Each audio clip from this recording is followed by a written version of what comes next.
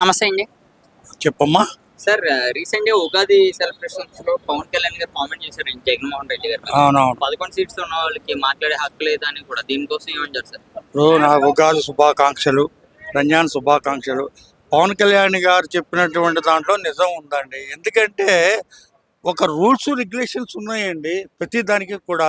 ఆయనకి 11 సీట్లు వచ్చాయి. అపోజిషన్ పార్టీ లీడర్గా వారికి ఎలా ఇస్తారు జనరల్గా? ఇప్పుడు 21 సీట్లు సాధించినటువంటి పవన్ కళ్యాణ్ గారు జనసేన పార్టీలోంచి ఎక్కారు కాబట్టి ఆయన అవుతారు. కూటమి ప్రభుత్వం ఉంది కాబట్టి. కాబట్టి ఏంటంటే పవన్ కళ్యాణ్ గారు చెప్పిన దాంట్లో నిజం ఉన్నది కరెక్ట్గా. దానికి కారణం ఏంటంటే ఇప్పుడు ఎక్కువ మెజారిటీ తీసుకొచ్చినప్పుడు ఆటోమేటిక్గా వస్తుంది. అది ప్రజలు ఇవ్వాలి కానీ వీరు తీసుకోవాల్సింది కాదు. ఎప్పుడైనా సరే ప్రజలు తమంతట తాము మెజారిటీ ఇచ్చినప్పుడు అపోజిషన్ లీడర్గా వస్తుంది. ఇప్పుడు అంతకుముందు చంద్రబాబు నాయుడు గారు ఉన్నప్పుడు మరి అపోజిషన్ పార్టీగా జగన్మోహన్ రెడ్డి గారు ఉన్నారు కదా. దాంట్లో ఆయనకు బోడంత రక్షణ కల్పించారు, అంతా బాగుంది కదా.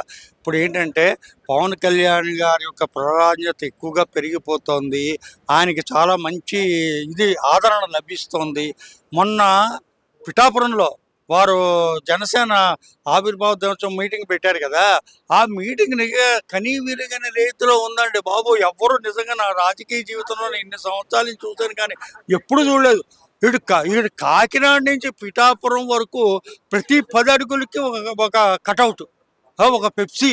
అయ్య బాబోయ్, నిజంగా ఓ 15 కిలోమీటర్లు మొత్తం కూడా అలాగే. అక్కడ కత్తిపూడి ఏమిటి, ఇదేమిటి, మొత్తం అటు అన్నవరం, ఇటు కత్తిపూడి, రాజమండ్రి, ఇటు పిఠాపురం, ఇటు గొల్లప్రోలు, చేబ్రోలు, కాకినాడ, ఇవన్నీ కూడా పవన్ కళ్యాణ్ గారికి ఇంత ఒక ప్రైమ్ మినిస్టర్ మోడీ గారు వచ్చినప్పుడు కూడా ఇన్ని కటౌట్లు నేను చూడలే.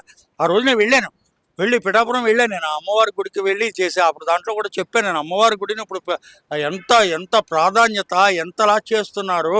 ఆడ మన శక్తిపీఠం ఉంది కదా, ఆ శక్తిపీఠాన్ని ఆయన ఫుల్ పూజారి గారితో మాట్లాడాము, అది చేసాం, అది కూడా వచ్చింది దాంట్లో.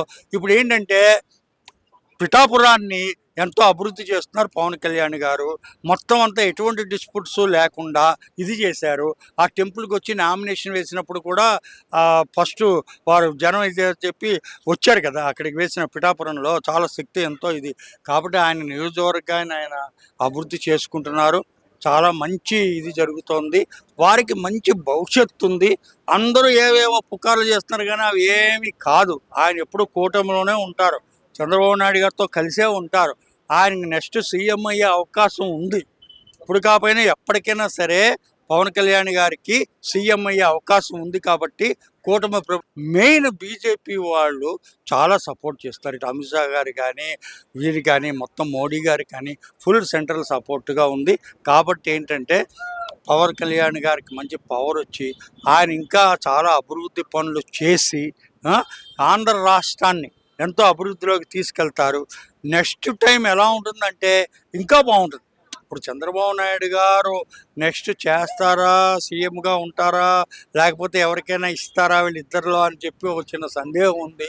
తప్పకుండా ఇద్దరు కూడా చాలా బ్రహ్మాండమైనటువంటి భవిష్యత్తు ఉంటుంది. నెక్స్ట్ నేను అనుకోవడం ఏంటంటే నెక్స్ట్ ఎలక్షన్స్లో కూడా ఇక్కడ తెలంగాణలో కూడా పవన్ కళ్యాణ్ గారి యొక్క ప్రభావం ఉంటుంది అనుకుంటున్నాను నేను. ఇక్కడ కూడా వారు కూడా కూటమి ప్రభుత్వం ఏర్పరిచి ఇది ఉంటుంది అనుకుంటున్నాను. కానీ దీని మూలన కాంగ్రెస్కి ఎఫెక్ట్ ఏమి ఉండదండి. ఇప్పుడు ఉండేటటువంటి గవర్నమెంట్ రేవంత్ రెడ్డి గారి పరిపాలన చాలా బాగుంది. ఇప్పుడు దీనికే ఎఫెక్ట్ ఏమి ఉండదు. కానీ ఏంటంటే కొద్దిగా ఈ కూటమి ప్రభుత్వం వచ్చి పవన్ కళ్యాణ్ గారు వీళ్ళు మళ్ళీ కలిస్తే అది కొద్దిగా బీఆర్ఎస్కి కొద్దిగా ఎఫెక్ట్ తగిలేటటువంటి ప్రమాదం ఉంది. ఎందుకు ప్రమాదం ఉందంటే అక్కడ ఓట్లు డైవర్ట్ అయిపోయినాయి కదా, అందుకనే విజయం లభించింది కదా. ఇప్పుడు కూడా ఇక్కడ ఏంటంటే ఒకవేళ కనుక ఇక్కడ కూడా అలా జరిగితే, ఎందుకంటే ఇప్పుడు కాంగ్రెస్ వాళ్ళ ఓట్లు వాళ్ళకి ఎప్పుడు అలాగే ఉంటాయి. దానికి కారణం ఏంటంటే తెలంగాణ ప్రజలకి సోనియా గాంధీ గారు ప్రత్యేక తెలంగాణ ఇచ్చారు.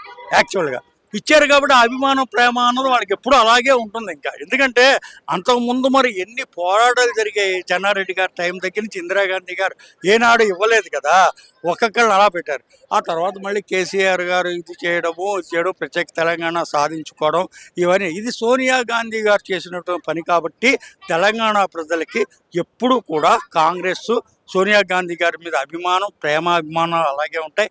వాళ్ళ ఓట్లు ఎక్కడికి పోవు. ఈ ఎఫెక్ట్ ఏమైనా కలిగింది అంటే బీఆర్ఎస్ వాళ్ళకే కొద్దిగా దెబ్బ తగిలే అవకాశం ఉంటుందన్నమాట. కాబట్టి ఇప్పుడుండే పవన్ కళ్యాణ్ గారు, అక్కడ చంద్రబాబు నాయుడు గారు గవర్నమెంట్ చాలా బాగుంది. పథకాలన్నీ అభివృద్ధిగా ఒక్కొక్కటి నెమ్మదిగా చేస్తున్నారు. అందరినీ సాటిస్ఫై చేయడం అన్నది ఎవరి వల్ల అయ్యే పని కాదు. అది కారణం ఏంటంటే కొద్దిగా టైం పడుతుంది. ఇప్పుడు మొన్న స్టేట్మెంట్ ఇచ్చారు కదా చంద్రబాబు నాయుడు గారు, ఉగాది పర్వదినాన్న బ్రహ్మాండంగా ఉంటుంది, ఈ సంవత్సరం అంతా చాలా బాగుంటుంది, ఎటువంటి ఇది ఉండదని చెప్పారు కదా. కాబట్టి ఏంటంటే ఇలాగే కూటమి కొనసాగితే మంచిది ఉంటుంది. పవన్ కళ్యాణ్ గారికి మటుకి నెక్స్ట్ టర్మ్లో సీఎం అయ్యే అవకాశం ఉంది. వీళ్ళేదో కొద్దిగా విభేదాలు సృష్టించి వీళ్ళు ఏమైనా విడిపోతారేమో, ఎక్కడైనా విడికొడదామేమో, ఎక్కడైనా ప్రయత్నాలు చేస్తున్నారు కానీ అవేం ఫలించవు. దానికి కారణం ఏంటంటే వీళ్ళకి ఒక అండర్స్టాండింగ్ వచ్చేసింది, రాజకీయాల్లో ఒక అండర్స్టాండింగ్ వచ్చేసింది. ఒకళ్ళు చెప్తే వినిపించుకుని కోళ్ళలు పెట్టేటటువంటి అవకాశం ఉంది. ఈ తెలంగాణలో కూడా ఈ ప్రభావం జరిగేటటువంటి పవన్ కళ్యాణ్ గారి యొక్క ప్రభావం కొద్దిగా ఇక్కడ జరిగేది. ఎందుకంటే ఆయన దేశవ్యాప్తంగా అభిమానులు ఉన్నారు, ఇక్కడ కూడా అభిమానులు ఉన్నారు. కాబట్టి ఏంటంటే ఇక్కడ కూడా తప్పకుండా ఏదో ఒకటి ఏం జరుగుతుందో తెలియదు కానీ డెఫినెట్గా సంచలనం అయితే జరుగుతుంది ఇక్కడ నెక్స్ట్ వచ్చే ఎన్నికల్లో. చాలా థ్యాంక్స్ అండి. Thank you sir.